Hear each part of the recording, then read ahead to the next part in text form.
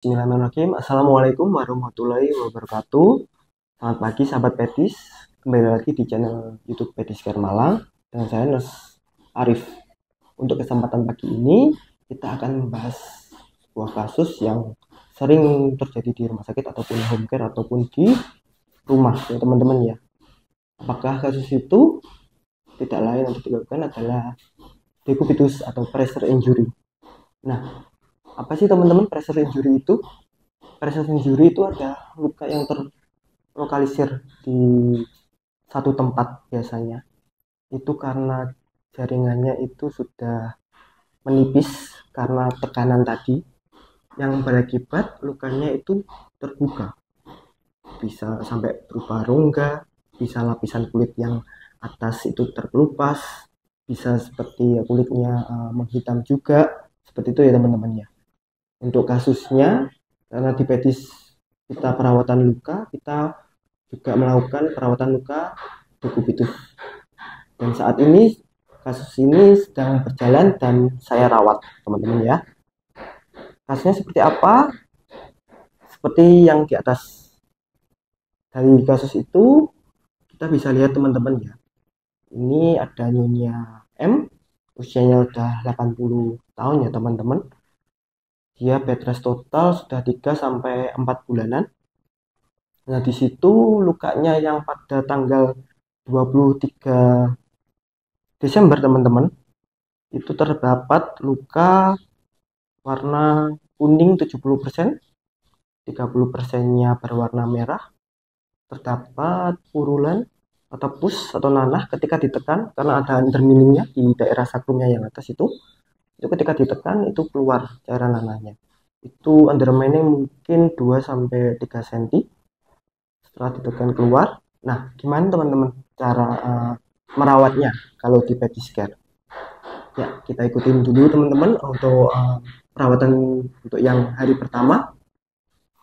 Oke teman-teman, kita akan melihat kasusnya di perawatan hari pertama. Di perawatan hari pertama lukanya seperti ini, seperti yang ada di atas. Di situ terlihat luka 70% berwarna kuning dan 30%-nya berwarna merah.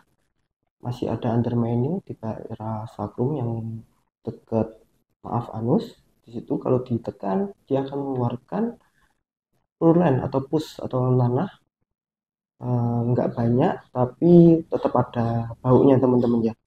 Nah, di sini gimana kita merawatnya untuk hari pertama? Jangan lupa perawatan tetap dilakukan 3M, yaitu mencuci, terus melakukan debridement luka atau otolisis debridement juga bisa. Juga yang ketiga adalah menentukan dressing untuk menutup nanti dressingnya.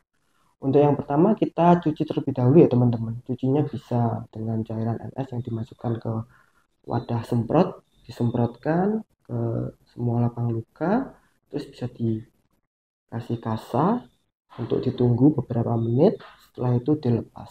Setelah itu kita melakukan debridement atau mechanical debridement dengan pinset.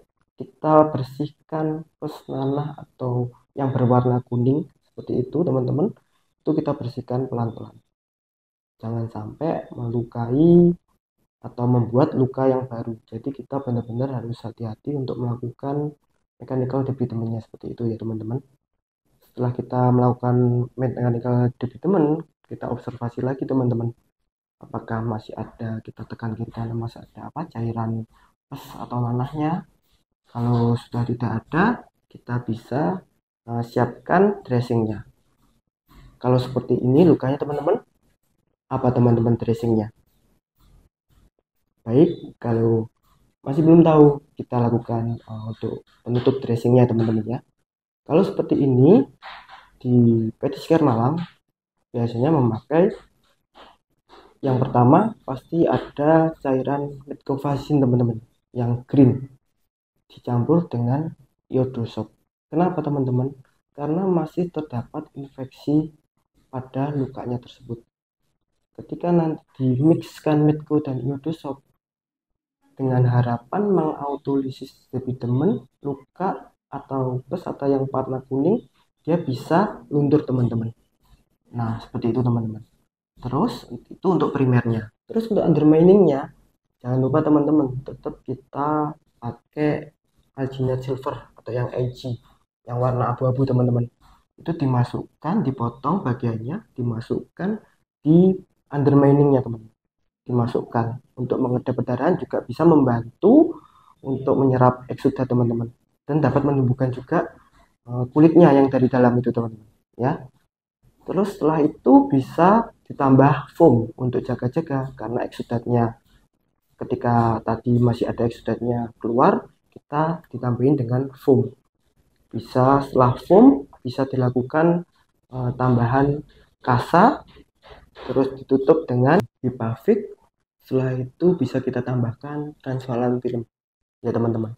Jadi di transparan film nanti bisa untuk jaga-jaga bila ada cairan dari luar biar tidak bisa masuk ke dalam. Karena di sini kasusnya kelemahannya kan pasiennya itu di pondok. Nah, di situ pasiennya hanya diganti eh, perawatannya, pampersnya itu diganti cuma mungkin sekitar 2 sampai 3 kali sehari. Jadi biasanya cuma diganti pampersnya itu di pagi hari dan malam hari. Ditambah si pasien ini kalau BAB baru diganti. Jadi transvalam film tadi untuk jaga-jaga cairan urin atau BAB-nya biar bisa apa? Tidak bisa masuk ke dalam lukanya ya teman-teman. Untuk menghindari juga infeksi akhirnya. Kalau nanti bisa masuk si BAB atau urin tadi bisa masuk ke luka, itu bisa tambah infeksi. Nah, begitu ya teman-teman untuk perawatan hari pertama. Terus untuk perawatan yang kedua itu setelah 3 hari teman-teman, karena biasanya kalau kita perawatan itu efektif obatnya 2 sampai 3 hari. Setelah itu baru kita buka lagi untuk perawat lukanya. Nah, untuk perawatan yang kedua di tanggal 26 itu seperti ini teman-teman, yang di atas ya teman-teman ya. Nah tuh udah beda kan teman-teman, dalam waktu 3 hari sudah beda sekali untuk dasar lukanya. Di atas dasar lukanya itu sudah 60% kuning dan 40% berwarna kuning teman-teman, tapi tetap masih terdapat purulan atau eksudat, tapi sudah berkurang teman-teman. Walaupun rongga underminingnya masih ada, tetap kita bersihkan seperti yang perawatan yang hari pertama teman-teman. Kita lanjutkan teman-teman ya. Kita cuci luka tadi yang pakai NS boleh, terus kita debridement lukanya, kita pelan-pelan potong kecil-kecil atau pakai pinset pelan-pelan. Kita tetap menjaga tidak boleh melukai luka atau menimbulkan luka baru seperti itu teman-teman. Setelah selesai debridement, selesai, habis itu kita kasih, dan dressingnya tetap masih sama teman-teman. Ada iodosoap dengan medcorrect di mix ya teman-teman. Jangan lupa silver AC-nya dimasukkan di rongganya secukupnya ya teman-teman ya, untuk ngedep lukanya atau menyerap eksudatnya ya teman-teman. Setelah itu tetap dikasih foam teman-teman. Foam itu sangat penting sekali, jangan diganti terlebih dahulu teman-teman ya, karena untuk jaga-jaga karena eksudatnya masih keluar.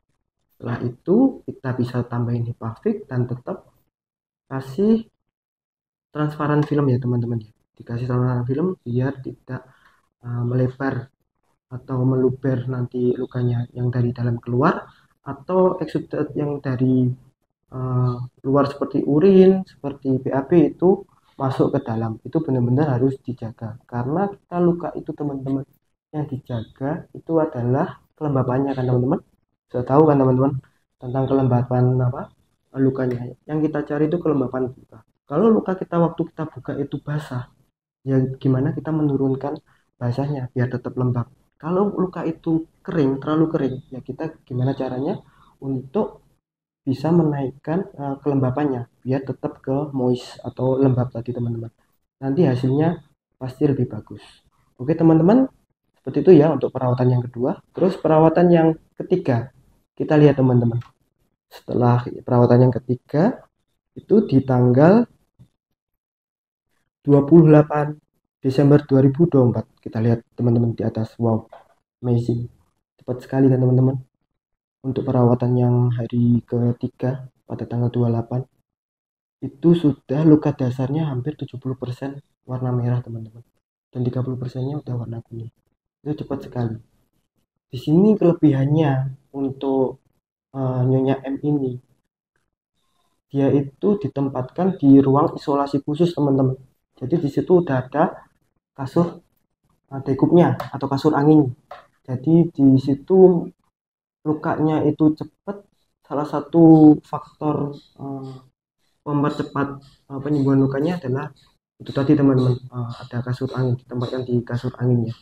Untuk nutrisi sebenarnya Nyonya M ini ya makan, kalau disiapkan ya dihabiskan, makan dihabiskan, tidak ada minum obat sama sekali juga, dan bed rest total teman-teman, karena ini kan pasiennya posisinya di panti jompo teman-teman ya. Jadi perawatannya seperti kebersihannya itu benar-benar kurang teman-teman untuk personal hygiene-nya. Kayak tadi yang awal saya jelaskan teman-teman, dari di panti itu hanya diganti pampers itu mungkin 1 sampai 3 kali di maksimalnya, seperti itu teman-teman ya. Jadi di pondok atau di panti itu digantinya kan pampersnya antara 2 sampai 3 kali ya teman-teman. Jadi kelemahannya kita itu di situ, kita tidak bisa memastikan pergantian pampersnya teman-teman, karena di panti juga ada peraturannya sendiri kan teman-teman untuk perawatannya seperti apa. Terus kita lanjut untuk perawatan yang ketiga ya teman-teman. Untuk perawatan ketiga itu seperti yang di atas teman-teman hasilnya. Jadi udah 70% luka itu berwarna merah teman-teman, dan 30%-nya sudah berwarna kuning. Undermining sudah sedikit sekali mengeluarkan pus atau nanah atau purulen tadi, sedikit sekali. Terus dia juga kalau diukur itu teman-teman pakai pinset, itu dagingnya udah mulai naik juga yang dari dalam ya teman-teman. Nah sudah naik. Terus perawatan seperti apa untuk yang hari ketiga? Tetap masih sama teman-teman. Tadi dari mulai pencucian luka, mechanical debridement yang harus hati-hati untuk mengambil uh, bagian yang kuning atau yang perlu di debridement tadi, itu juga harus hati-hati biar tidak menambahkan luka pada pasien. Jadi seperti di atas ya teman-teman ya, kita lihat warnanya sudah sangat jauh lebih bagus daripada yang pertama. Yang pertama tadi hampir 70%-nya berwarna kuning, dan sekarang dibalik teman-teman, 70%-nya yang berwarna merah. Si merah sudah menguasai di semua lapang muka, tinggal 30%-nya itu. Dan terus kita lakukan penutupan dressing tetap sama teman-teman ya. Untuk lubangnya dikasih algel dan kita mix medco dan iodosoap di semua lapang luka. Kalau sudah ini cairannya sudah berkurang teman-teman, kita juga mengurangi banyaknya medco dan iodosoap teman-teman. Biar kenapa? Karena kan sudah basahnya itu sudah berkurang. Tadi kan kita cari moistnya, kita juga kurangi. Kuranginya gimana? Pasti kita kan sudah ada takarannya sebelumnya teman-teman ya, seberapa banyak yang awal kita pakai, terus sekarang kita kurangi pelan-pelan. Terus setelah itu tetap kita oleskan di semua lapang luka teman-teman.